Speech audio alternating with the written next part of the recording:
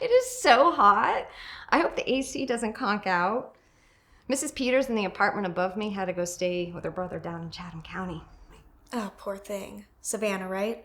Honeymoon capital of the South.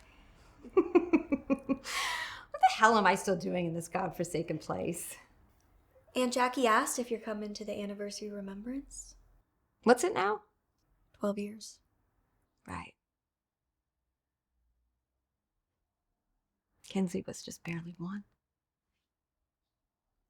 Of course he wasn't Kenzie then. I'm sorry. Stop it! Surely I can talk about my son without you, of all people, getting uncomfortable. It's not that. I swear to God, Meg, you start this shit, I'm gonna kick you out on your derriere.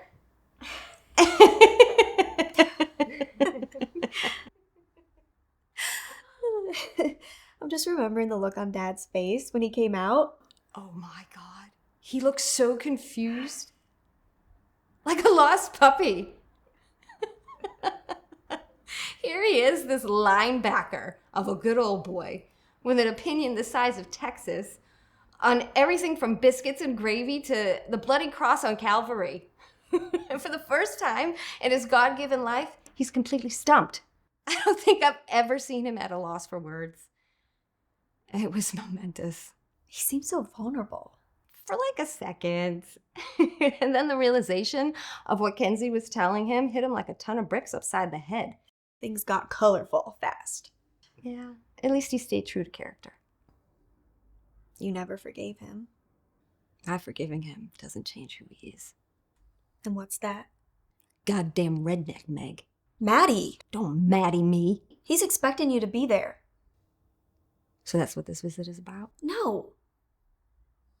Yes. It's just you haven't... Say it. She's our mother. And we laid her ghost down 12 years ago. Okay, that's a little cold. Well, I'm sorry. That's the way that I feel. So please forgive me if you or Aunt Jackie or Dad's feelings are all bent.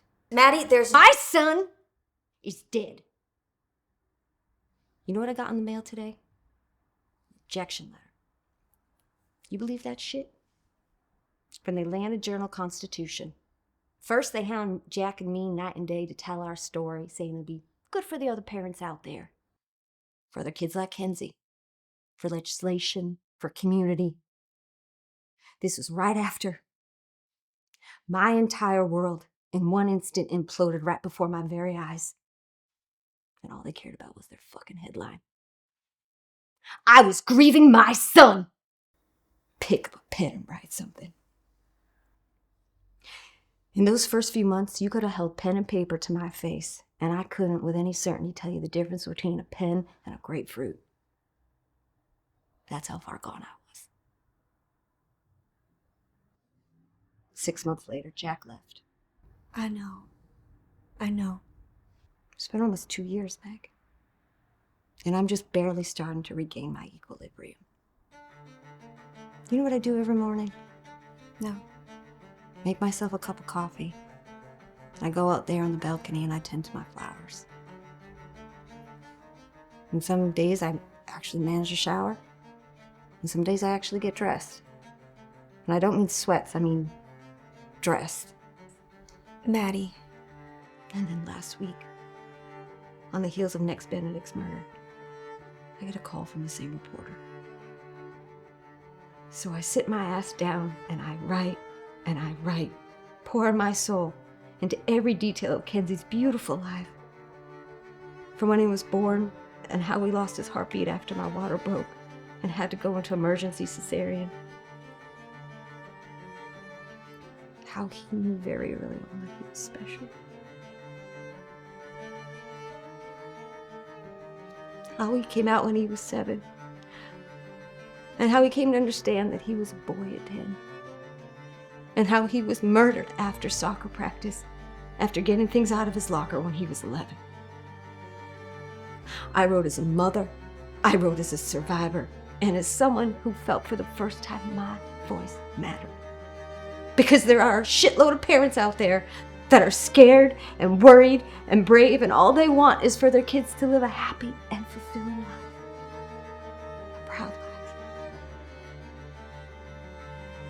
this goddamn morning, this reporter sends me this letter saying he's grateful for the piece, but unfortunately at this time, they're not going to use it because they felt that it was too raw for their readers.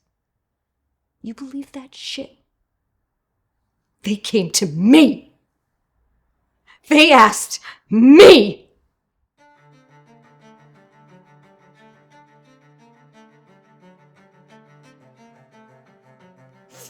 Man, I'm so sorry. You want to make someone feel absolutely irrelevant? This is how you do. I swear to God, nothing means anything anymore.